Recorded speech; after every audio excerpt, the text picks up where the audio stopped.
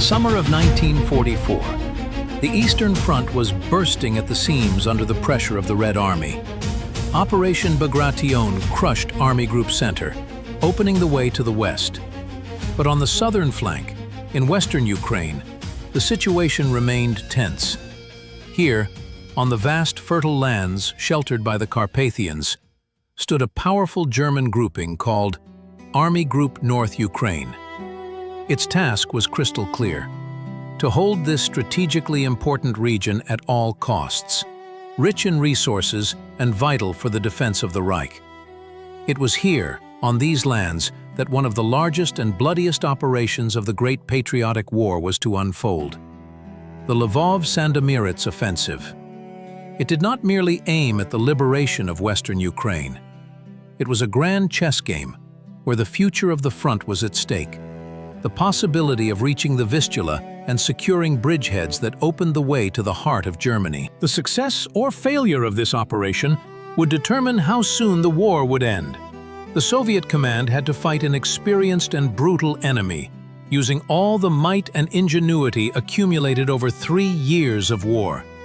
It was a battle for every meter of land, for every height, for every city, and it began. By the summer of 1944, as the Red Army prepared for decisive strikes, the enemy on the southern flank of the Eastern Front presented a formidable force. Army Group North Ukraine, commanded by the experienced Colonel General Joseph Harp, numbered approximately 900,000 men. These included 32 infantry, 1 motorized, 6 tank, and 1 cavalry divisions, as well as numerous various reinforcement units, including the infamous SS Division Galicia. Their arsenal consisted of about 900 tanks and assault guns, as well as 6,300 artillery pieces and mortars. From the air, they were supported by approximately 700 aircraft. Harp, appointed to this post at the end of September 1944, took command from Field Marshal Walter Model and was known as a strong, though not always fortunate, military leader. His troops occupied deeply echeloned defenses, relying on natural barriers, rivers, swamps, forests, and the foothills of the Carpathians. These positions were meticulously prepared, transformed into impregnable lines, capable of withstanding a powerful assault. The German command placed immense hopes on this grouping, seeing in it the last bastion on the path to territories vital for the Reich. They were tasked not only with defending their own lines, but also with covering the southern flank of Army Group Center, which was already bleeding under the blows of Operation Bagration. The task was difficult, but Harp was confident in the combat readiness of his units, many of which had extensive experience fighting on the Eastern Front. Against the backdrop of this formidable picture, deep in the rear, within the walls of the headquarters of the Supreme High Command, work was in full swing.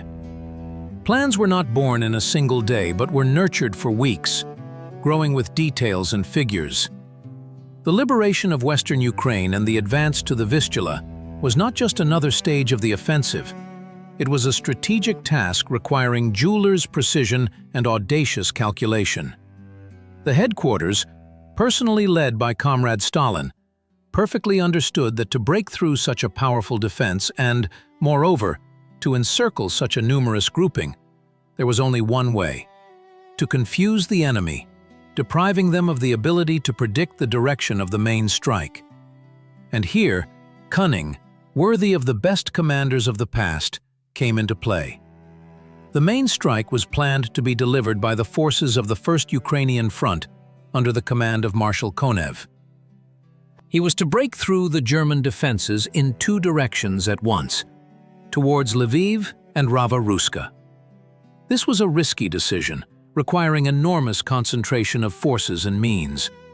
But it was precisely what was supposed to create the effect of surprise and dismember the enemy grouping. But simply striking head-on was not enough. It was necessary to divert the Germans' attention, make them nervous, and make them transfer reserves to places where there was no real threat. Thus, the idea of large-scale disinformation was born. Along the entire front line, From the Baltic to the Black Sea, a grand spectacle was played out. Scouts reported false concentrations of troops, radio operators transmitted fictitious encrypted messages, and preparations for an offensive were simulated in other sectors of the front. Special attention was paid to areas where the Germans expected a strike. For example, on the southern flank, where the activity of Soviet troops was traditionally high. The goal was one: to make the German command rush about, disperse its forces, and ultimately weaken the defense in those sectors where the real breakthrough was being prepared. It was a subtle game of nerves, where every step had to be meticulously calculated. Simultaneously, in the deep rear, a logistical operation unprecedented in its scale was underway. Thousands of tons of ammunition, fuel, food, and medicine were pulled to the front line. New roads were built, bridges were restored, and field depots were created. Echelons with tanks, artillery, and personnel moved westward, hidden under the cover of night and meticulously camouflaged from enemy aerial reconnaissance. Every division, every corps received clear instructions. Every soldier knew his task. The front commands, in turn, actively interacted with the headquarters, reporting on troop readiness, clarifying plan details, and proposing their adjustments. This was not just a top-down transmission of orders, but a living dialogue where the experience of frontline commanders was taken into account in making final decisions. The interaction between the four fronts, the 1st Ukrainian, the 1st Belarusian, the 2nd Ukrainian, and the 4th Ukrainian, was a key element of success. Each of them had its area of responsibility, but their actions had to be synchronized like a single mechanism. Particularly close interaction was planned between the 1st Ukrainian and 1st Belarusian fronts, which were to operate in adjacent sectors. Coordination was carried out through representatives of the headquarters, who were constantly at the fronts, as well as through direct communication with the general staff. This allowed for prompt responses to changes in the situation and for making necessary adjustments to the course of the operation. Everything was ready to strike a crushing blow against the enemy. Now that the operations concept had been formed and the troops were preparing for the thrust, it was time to survey the very arena of future battles. Western Ukraine and the eastern regions of Poland, where the Lvov-Sandomierz operation was to unfold, represented not just territory, but a complex system of natural and artificial obstacles. This terrain was both a challenge and an ally for both the attackers and the defenders. From the south, the region was buttressed by the Carpathians, a formidable mountain range whose foothills and passes became natural barriers. These mountains, covered with dense forests, cut by deep gorges and swift rivers, made the advance of equipment extremely difficult and at times impossible. Here, every kilometer of the journey turned into a trial for soldiers and machines. North of the Carpathians stretched vast forest areas, Poleshchi, Volhynia, Galicia. These forests, impassable in places, with marshy sections, also played into the hands of the defenders. They concealed troop movements, hampered navigation, and rendered the use of armored vehicles off-road ineffective. Viscous soils, especially after rains, turned roads into impassable mud, slowing the pace of the offensive. And of course, the rivers. The Western Bug, the San, the Vistula. These waterways did not just cross the territory, they served as powerful defensive lines. Wide, with gentle or steep banks, they required forcing, which was always one of the most difficult and bloody tasks in any military operation. The Germans perfectly understood the strategic importance of these rivers and used them to the maximum. The Wehrmacht, relying on this complex terrain, created a deeply echeloned defense system. The basis was natural obstacles, reinforced by engineering structures. Along the Western Bug and the San, entire lines of fortifications were erected. Pillboxes, bunkers, trenches, anti-tank ditches, and minefields. Every village, every hill was turned into a strong point, capable of holding an all-around defense. The Germans paid special attention to roads and communication hubs, creating powerful centers of resistance around them. Bridges over rivers were mined, ready to be blown up at any moment. Artillery positions were placed on commanding heights, capable of sweeping large areas of terrain. The strategy of the Soviet command was not just to overcome these obstacles, but to bypass them, where possible, or to break through in places most unexpected for the enemy. Engineer troops played a key role here. Their task was not only to build crossings and clear mines, but also to lay new paths through forests and swamps, creating false directions to distract the enemy. To overcome river lines, a massive use of artillery and aviation was planned to suppress enemy strongpoints. The forcing was to be carried out simultaneously in several places, so as not to allow the Germans to concentrate forces on one sector. The use of floating craft, assault groups, and sudden landings was part of this strategy. In the forests and swamps, the emphasis was on the actions of mobile groups, capable of bypassing German strongpoints, disrupting communications, and striking from the rear. This required high personnel training, the ability to act autonomously, and quickly make decisions in constantly changing conditions. Thus, the terrain and fortifications became not just a backdrop for battles, but active participants. Overcoming them was inextricably linked to the success of the entire operation, requiring from Soviet troops not only courage, but also engineering ingenuity, tactical cunning, and a deep understanding of the features of the theater of military operations. On the 13th of July, 1944, at dawn, the silence over western Ukraine exploded. The sky lit up with flashes. The earth trembled under a monstrous roar. The Lvov-Sandomierz offensive had begun. The troops of the First Ukrainian Front, under the command of Marshal Ivan Stepanovich Konev, delivered a blow that was intended to be fatal for the German Army Group North Ukraine. The main strike came in two directions, towards Lutsk and Ternopil. Konev did not choose these sectors by chance. Here, according to intelligence data, the enemy's defenses, although deeply echeloned, had certain vulnerabilities. The attack began with unprecedented artillery preparation. Thousands of cannons and mortars rained tons of metal and fire upon German positions, turning them into a mess of earth, concrete, and twisted metal. It was a true wall of fire, sweeping away everything in its path. After the artillery preparation, infantry units, supported by tanks and self-propelled artillery mounts, went on the attack. The direction towards Lutsk, where the 13th Army was operating, was one of the key ones. Here, Soviet troops encountered fierce resistance. The Germans, recovering from the shock of the first minutes, fiercely clung to every trench, every dugout. But Soviet soldiers were determined. They advanced forward, meter by meter, despite losses, gnawing through the enemy's defenses. Armored vehicles played a special role in the breakthrough.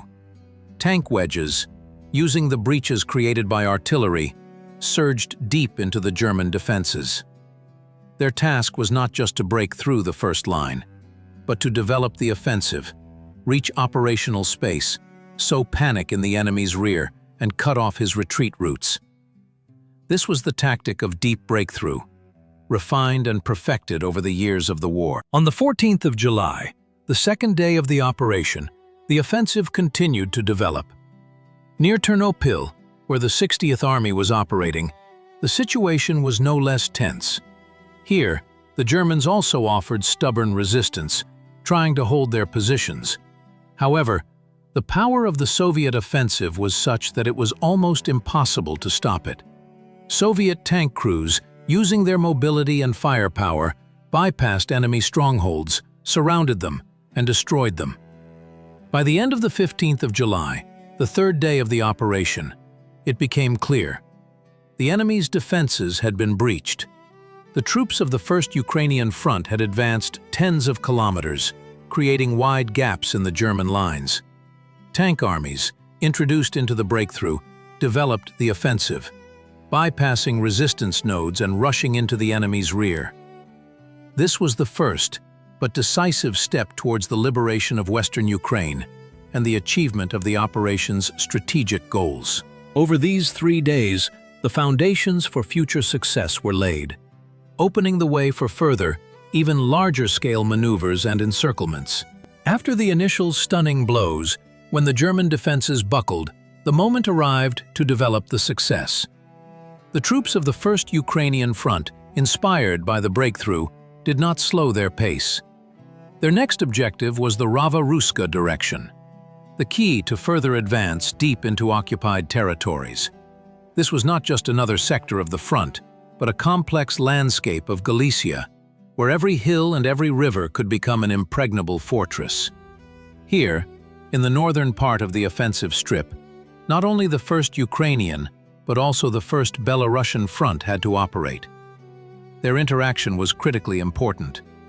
Marshal Konev and Marshal Rokossovsky, two outstanding commanders, had to work as a single mechanism to prevent the enemy from recovering and organizing a new line of defense. The advance in the Rava-Ruska direction began with a powerful strike by tank armies.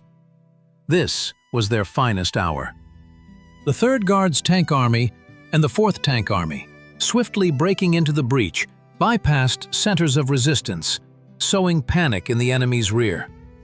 Their task was not to engage in protracted battles for every settlement, but to move rapidly forward, creating a threat of encirclement for German troops defending in the main directions. Tanks, supported by motorized infantry, literally swept everything in their path. They did not allow the Germans to regroup, depriving them of the opportunity to bring up reserves. The speed of the offensive was staggering. In a few days, Soviet troops advanced tens of kilometers, approaching the city of Rava-Ruska, an important railway junction and a strong point of the German defense. However, the terrain of Galicia presented serious difficulties. Numerous ravines, dense forests, swampy areas. All this slowed down the advance, especially of heavy equipment. The Germans, using these natural barriers, tried to organize focal defenses, setting up ambushes and counterattacks from the forests. But Soviet troops were ready for this. The interaction of tank and rifle units was worked out to the smallest detail. Infantry, moving behind the tanks, cleared pockets of resistance, preventing the enemy from gaining a foothold. Artillery, moving quickly, suppressed firing points. Aviation struck enemy columns and its reserves. Mobile detachments were particularly effective, using forest roads and trails to bypass German positions, reach the rear, and attack communications. This caused even greater disorganization in the enemy's ranks, forcing them to retreat in disarray. By mid-July, after several days of intense fighting, Rava-Ruska was taken. This was an important victory, opening the way for further advance and threatening the encirclement of the entire Lviv enemy grouping. The strike from the north, coordinated between the two fronts, proved powerful and inevitable.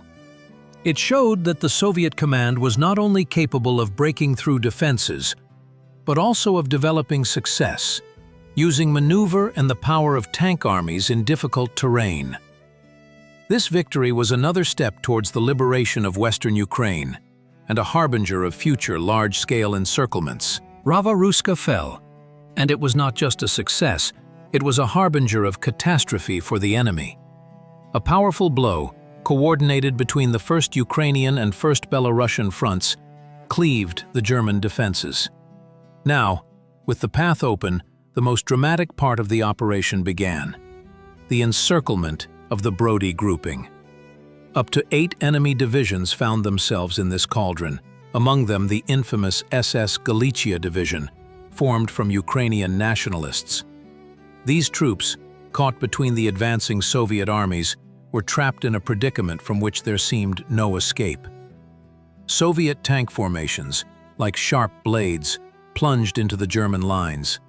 The 3rd Guards and 4th Tank Armies, developing a swift breakthrough, bypassed pockets of resistance, closing the encirclement ring. Their maneuvers were audacious and decisive. The tanks pressed forward without stopping, denying the enemy a chance to collect themselves and organize a coordinated retreat. The main task was not just to push back the enemy, but to lock them in a fire pocket, depriving them of the ability to maneuver and receive reinforcements. On the ground, tank crews and motorized infantry acted in concert. But in the sky, Soviet aviation reigned supreme. Il-2 attack aircraft, dubbed Black Death by the Germans, literally scorched the path for the advancing troops. They struck at columns of the retreating enemy, at their headquarters and supply depots, destroying equipment and manpower. Bombers targeted large concentrations of troops, turning them into piles of wreckage. Air superiority was complete, and this gave the Red Army an enormous advantage. Artillery, as always, played a key role.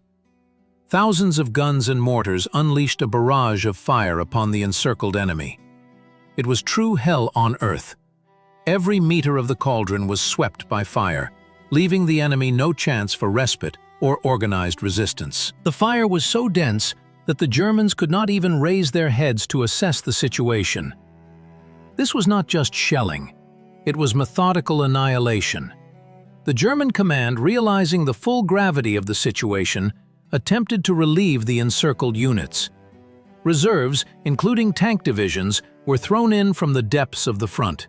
They launched desperate counterattacks, trying to punch a corridor to their soldiers. But all their attempts shattered against the steadfastness of the Soviet defense. Each time the Germans tried to break through, they met fierce resistance, lost equipment and manpower, and ultimately fell back. There were several reasons for these failures. Firstly, the swiftness of the Soviet offensive did not give the Germans enough time to organize a powerful relief strike. Reserves were drawn in slowly, piecemeal, and could not significantly influence the course of the battles. Secondly, the complete superiority of Soviet aviation deprived the Germans of the ability to effectively maneuver and redeploy troops. And thirdly, the morale of the encircled units was undermined. They understood that they were in a hopeless situation, and resistance became increasingly desperate, but less effective. Thus, in fire and blood, the first cauldron of the Lvov-Sandomierz operation was created. And this was only the beginning. The Brody cauldron closed, but on the southern flank of the Lvov-Sandomierz operation, a new, no less dramatic battle unfolded. In the spotlight was Lvov, the pearl of western Ukraine, a vital communication hub and a political and administrative center. Its liberation was not only a strategic but also a symbolic task. From July 22nd to 27th, 1944, the city became an arena of fierce street fighting. The assault on Lvov was entrusted to the troops of the 60th and 38th Armies of the First Ukrainian Front. They faced not merely a breakthrough of defenses, but the shattering of a powerful fortified area that the Germans had been building for years. The city was saturated with defensive structures. Every house could become a strong point, every street a front line. In the first days of the assault, on July 22nd, Soviet troops encountered furious resistance. The Germans, understanding Lvov's significance, threw all available reserves into battle, attempting to hold every block, every intersection. Street fighting was extremely brutal. It was a war for every floor, for every window. Snipers, machine gunners, Faust patron users. The enemy employed every means to slow the Red Army's advance. However, the Soviet command applied tactics honed in Stalingrad and other urban battles. Tank Corps, the 3rd Guards and 10th Guards, were introduced into the breakthrough. Their task was not to charge head-on, but to bypass strong points, penetrate deep into the city, paralyzing enemy defenses from within. Tanks, moving through the streets, suppressed firing positions, clearing the way for infantry. Self-propelled artillery units fired direct at buildings transformed into fortresses. A special role in the battles for Lvov was played by urban partisans and underground fighters. Risking their lives, they transmitted valuable information about the locations of German headquarters, supply depots, and firing points. Sabotage groups struck at communications, set ambushes, and sowed panic in the enemy's rear. Their help was invaluable, allowing Soviet troops to act more effectively and avoid unnecessary losses. By July 25th, after 3 days of continuous fighting, most of Lvov was under Red Army control. However, the Germans continued to hold individual areas, attempting to organize the evacuation of their units. Particularly stubborn battles were fought for the railway junction, a key objective through which troops and supplies were transferred.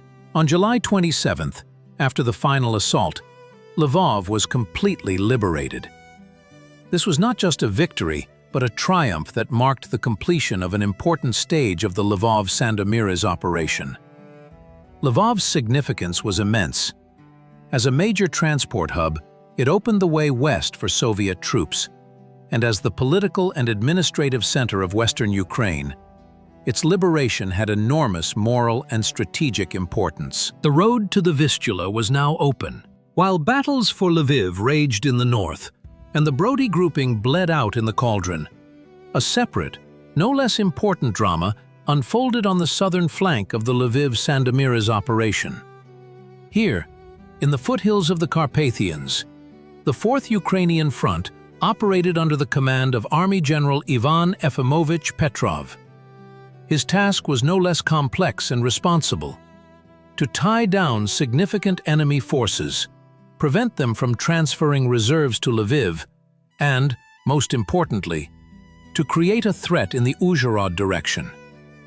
This was a maneuver designed to stretch the German defenses to their limit. The actions of Petrov's front under these conditions were a true test. The Carpathian foothills are not plains, but a complex landscape, rugged with rivers and gorges, ideal for defense. The Germans understood this perfectly and created a deeply echeloned system of fortifications here, using every hill and every forest thicket. The battles here were tenacious and bloody. Soviet soldiers had to literally gnaw through the enemy's defenses, meter by meter. However, despite the difficulties, Petrov's troops not only held their positions, but also constantly counterattacked, giving the Germans no respite.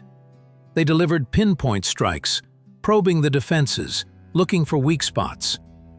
These actions, at first glance not as large-scale as the tank breakthroughs near Lviv, had enormous strategic significance.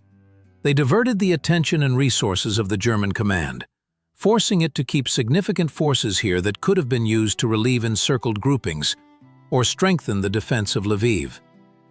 Especially important was the interaction with local partisans.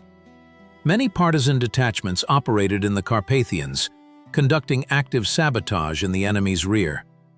They disrupted communications, destroyed warehouses, attacked small garrisons, sowing panic and disorganization. The 4th Ukrainian Front actively maintained contact with these detachments, supplying them with weapons, ammunition, and medicine, and coordinating their actions with them. The partisans became the eyes and ears of the front, transmitting valuable intelligence about enemy movements and plans. The threat of an offensive in the Uzhhorod direction was a real headache for the German command. Uzhhorod is the gateway to Hungary, an ally of Germany, and the loss of this city would mean not only a breakthrough of the defense line, but also serious political consequences. Therefore, the Germans were forced to keep large forces here, fearing that Soviet troops could at any moment deliver a decisive blow in this strategically important area. Army General Petrov, perfectly understanding this psychological factor, skillfully used it. His troops constantly simulated preparations for large-scale offensive operations, creating the appearance of a massive offensive on Uzhhorod. Intelligence reported troop concentrations, false redeployments were carried out, and aviation activity intensified. All this made the Germans nervous, forcing them to transfer reserves from other sectors of the front, thereby weakening their overall defense. Thus, the actions of the 4th Ukrainian Front, although not accompanied by such grandiose tank breakthroughs as in other sectors, were an integral part of the overall success of the Lviv-Sandomierz operation. They created constant tension on the southern flank, tied down enemy forces, and contributed to the overall defeat of Army Group North Ukraine. This was not just a battle, but a complex strategic game where every move mattered. Lviv fell. The Brody cauldron was burning out, but the Red Army had no intention of stopping. The goal was clear: the Vistula, a mighty water barrier separating western Ukraine from Polish lands, and beyond them, from Germany. The movement towards it was swift, almost non-stop. The offensive developed at such a speed that the Germans did not have time to organize a full-fledged defense. Units of the First Ukrainian Front, emboldened by victories, rushed forward, overcoming the resistance of scattered German units that tried to somehow delay the Soviet onslaught. First on the way to the Vistula lay the San River. Not as wide as the Vistula itself, but with steep forested banks and marshy floodplains. The Germans, retreating, blew up bridges, mined approaches, trying to turn every meter of the bank into an impregnable fortress. But Soviet engineers and sappers had already proven their phenomenal effectiveness. Even before the main forces arrived, advanced detachments immediately began preparing crossings. Under the cover of night, and sometimes under enemy fire, they built pontoon bridges, constructed ferries, using any available materials. Every soldier understood that speed was the key to success. There was no time to delay. Engineering units worked in inhumane conditions. Along with sappers who defused mines, pontoon companies worked to build crossings with their last strength. Sometimes, to speed up the process, soldiers went into the water, forming human chains to help drag logs and planks. This was a display of incredible self-sacrifice and mutual assistance. Where it was impossible to build a bridge, makeshift rafts, boats, and sometimes even just logs were used to transport riflemen with light weapons. The main task was to gain a foothold on the opposite bank, to create a small bridgehead that could then be expanded. The pace of the offensive was phenomenal. In a few days, Soviet troops covered hundreds of kilometers. This was possible due to the coordinated work of all branches of service. Tanks, like battering rams, broke through defenses. Infantry cleared the territory. Artillery suppressed firing points, and aviation provided air cover and struck retreating enemy columns.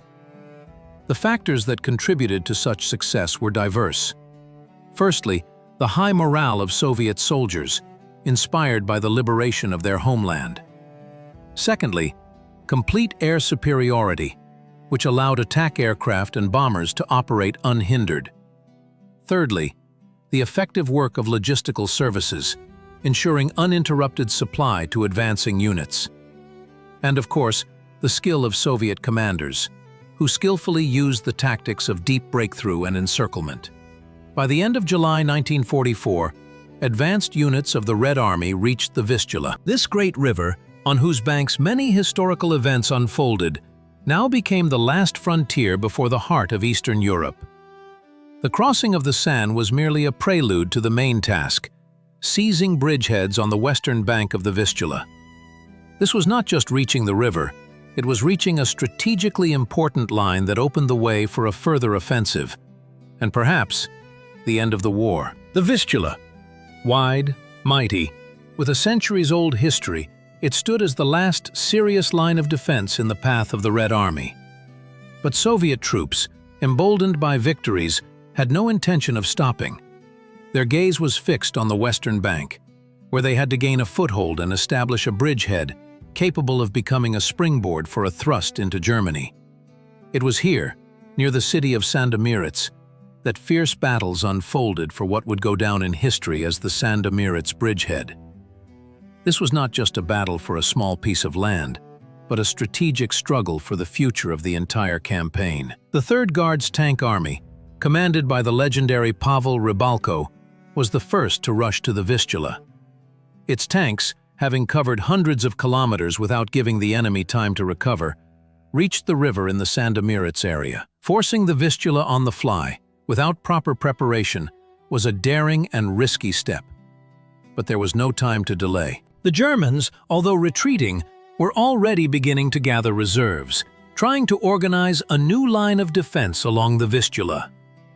The first tanks, using makeshift means and inflatable boats, crossed to the western bank under intense enemy fire. They were followed by motorized infantry, engineers who immediately began to build pontoon crossings. Every hour counted. The Germans perfectly understood the strategic importance of this bridgehead. If Soviet troops secured a position beyond the Vistula, it would open a direct road to Silesia and further to Berlin. Therefore, they threw everything they had into battle: tank divisions, infantry units, artillery. Fierce counterattacks began. German tanks, Tigers and Panthers, supported by infantry, rolled in wave after wave against Soviet positions, trying to push them into the Vistula. The battles raged day and night, without ceasing for a minute. Soviet soldiers and tankmen showed incredible courage and resilience. They literally dug into the ground, creating a network of trenches, dugouts, and anti-tank ditches. Every section of the bridgehead became an impregnable fortress. Artillery, transported to the western bank, maintained continuous fire on the advancing enemy, repelling attacks and inflicting heavy losses. Aviation played a special role, covering the bridgehead from the air and striking German columns approaching the front line. In those days, the fate of the entire Lvov-Sandomierz operation was decided on the Sandomierz bridgehead. To hold out, to gain a foothold, to expand the bridgehead, these were the main tasks facing the troops, and they coped with them. By mid-August 1944, despite all enemy counterattacks, the Sandomierz bridgehead was not only held, but significantly expanded. Its width reached 120 kilometers, and its depth up to 50 kilometers. This was a colossal success that opened a direct road to the west for the Red Army. The bridgehead became not just a stronghold, but a powerful strategic outpost, from which the Vistula-Oder operation would later begin, leading to the final defeat of Germany. This was a heroic securing of the Vistula, which became one of the most important stages on the path to victory. The Vistula was forced, the bridgehead seized. But this was only the beginning of a new stage in the struggle. The German command was well aware of the mortal threat emanating from the Sandomierz bridgehead. It was like a thorn in the heart of the Reich, opening a direct road to industrial Silesia. Therefore, without losing a minute, the Germans threw all their forces into its liquidation, trying to push Soviet troops back across the Vistula. A period of fierce counterattacks began, lasting from August to October 1944. This was not just a series of skirmishes, but an entire campaign in which the Germans demonstrated their tactical skills and determination. The main striking force of the German counterattacks were the tank divisions. Such well-known formations as the 1st, 16th, and 17th Panzer Divisions, as well as the SS Division Viking and other units, were concentrated here. Their main task was to break through the Soviet defenses, dismember the bridgehead, and destroy Soviet troops piecemeal. German commanders used various tactical methods. These included massive attacks with tank wedges, flanking maneuvers, and attempts to encircle small Soviet units. Often, attacks began at dawn, under the cover of fog, or at night, to catch Soviet troops off guard. Artillery and aviation actively supported the advancing units, trying to suppress firing points and destroy defensive structures. Particularly fierce battles unfolded in the area of the settlements of Baranov, Stopnitsa, Szydłów. The Germans repeatedly threw fresh forces into battle, trying to break through the Soviet defenses. Sometimes they managed to penetrate several kilometers deep into the bridgehead, but each time their attacks met with the steadfastness and courage of Soviet soldiers. The Soviet command, in turn, took all possible measures to repel these counterattacks. The defense of the bridgehead was carefully planned and echeloned. Deeply echeloned anti-tank areas were created, saturated with artillery, anti-tank rifles, and minefields. Engineer troops continuously worked to strengthen positions, creating new trenches, dugouts, and obstacles. Tank units of the Red Army played a special role in repelling German attacks, which, despite heavy fighting, maintained combat readiness and actively participated in counterattacks. They delivered flanking blows to the advancing German tanks, creating the threat of encirclement for them. Soviet aviation also actively operated, striking concentrations of German troops and their reserves, disrupting communications and supplies. The results of these German attempts were unequivocal. All counterattacks were repelled with heavy losses for the enemy. The Sandomierz bridgehead not only withstood but continued to expand. This became a serious strategic victory for the Red Army, proving that the Germans were no longer able to turn the tide of the war in their favor.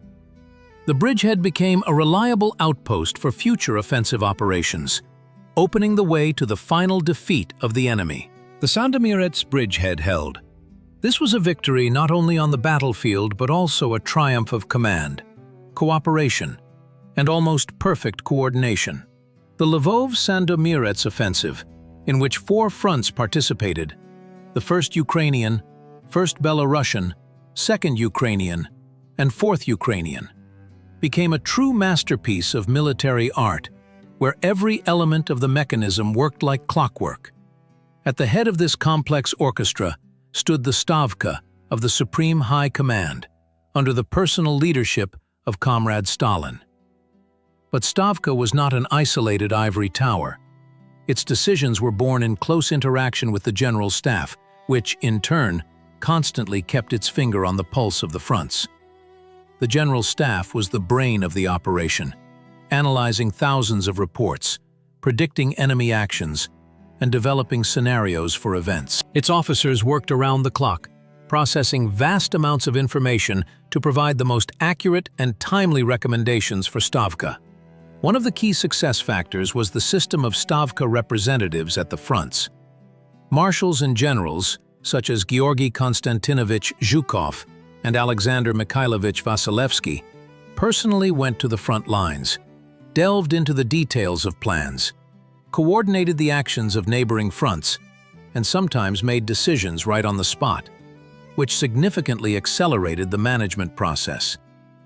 This was not just the transmission of orders, but live communication, where the experience and intuition of the commanders played a significant role.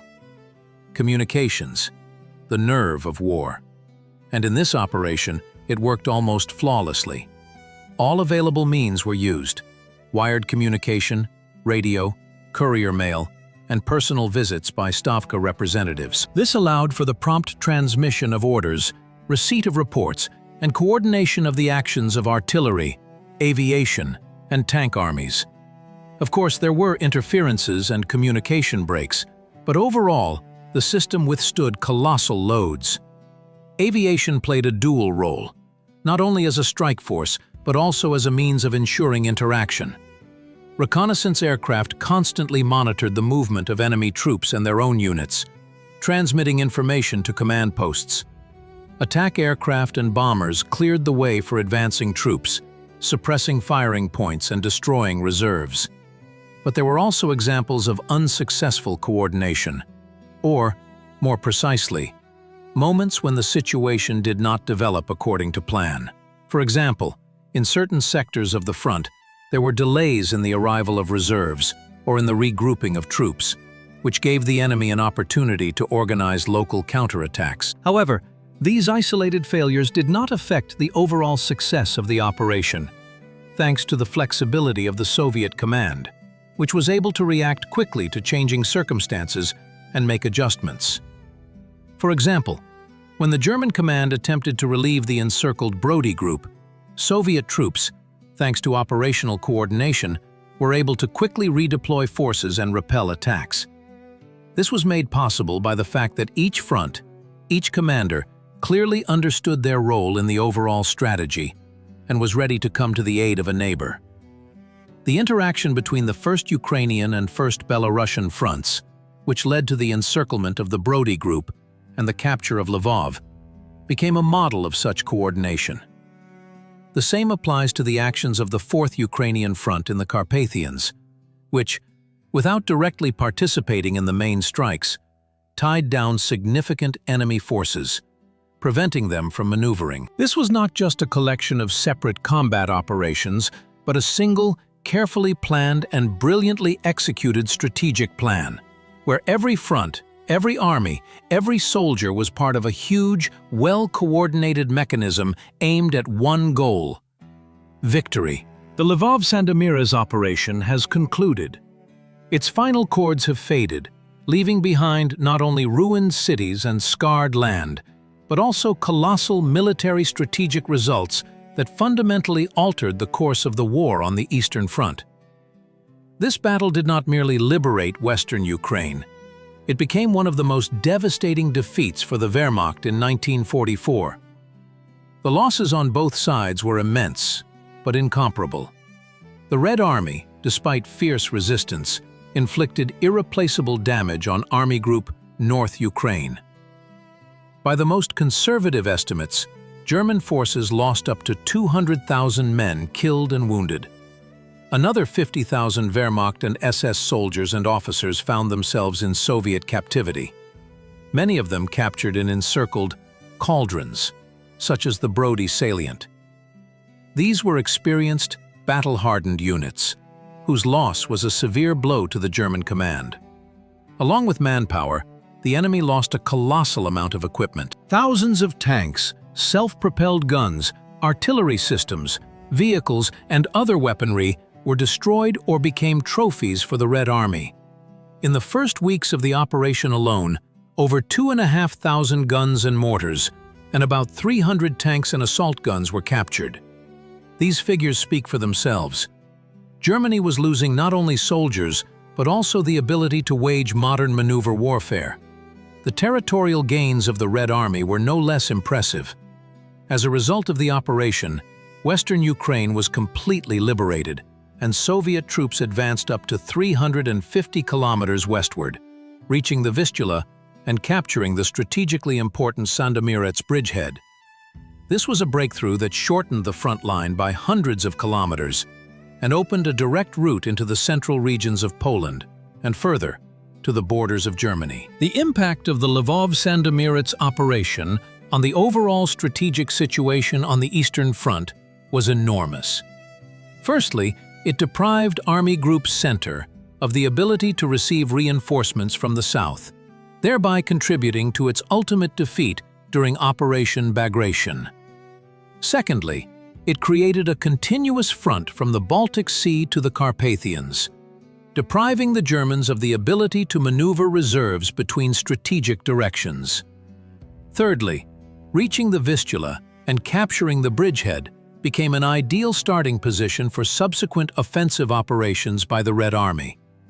It was from the Sandomierz bridgehead in January 1945 that the Vistula-Oder operation would begin, which would become one of the most rapid and successful in the history of World War II, and lead to the final defeat of Germany. The Lvov-Sandomierz operation became a vivid example of the high skill of the Soviet command, capable of planning and executing large-scale offensive operations, using tactics of deep breakthrough and encirclement.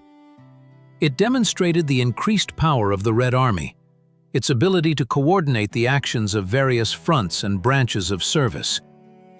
This victory was another step towards the Great Victory, bringing closer the final defeat of Nazi Germany. The Lvov-Sandomierz operation, which concluded in August 1944, was not only a tremendous military victory, but also a turning point that left a deep mark on the history and geopolitics of Central Europe.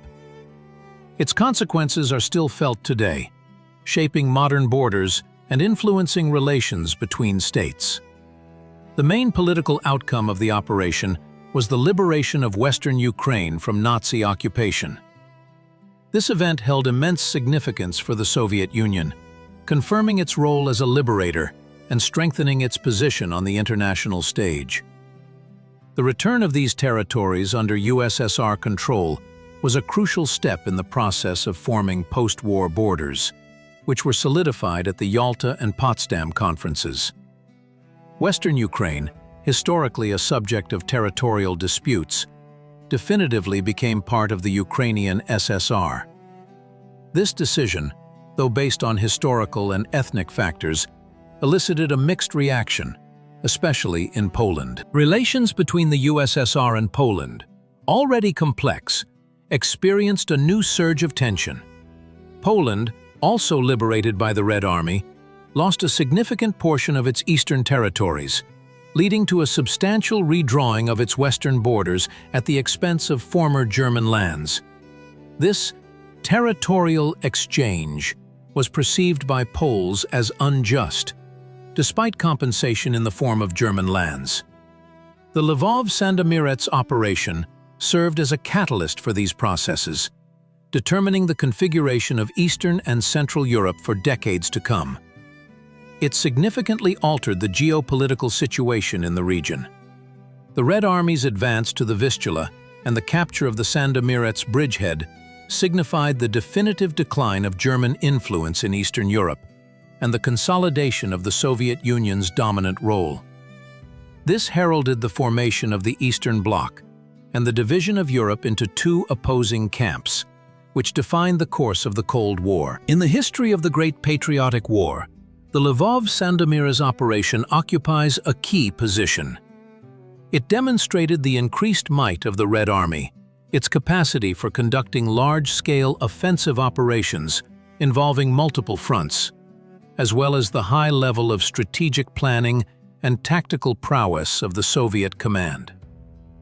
The operation became a vivid example of the application of deep breakthrough and encirclement tactics, which led to the defeat of a large enemy grouping and the creation of conditions for a further offensive on Germany.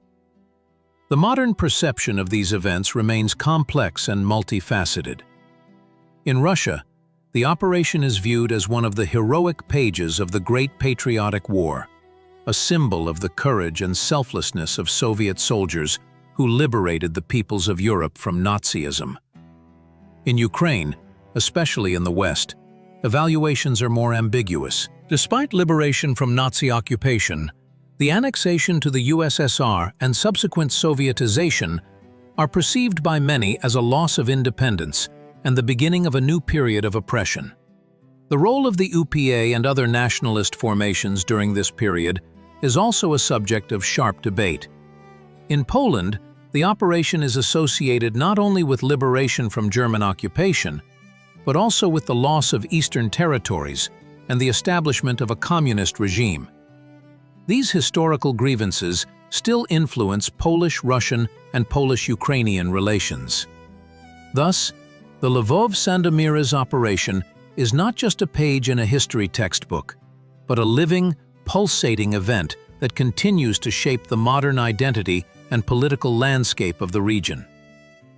Its legacy reminds us of the complexity of historical processes, the intertwining fates of peoples, and how military victories can have far-reaching, sometimes contradictory, political and social consequences.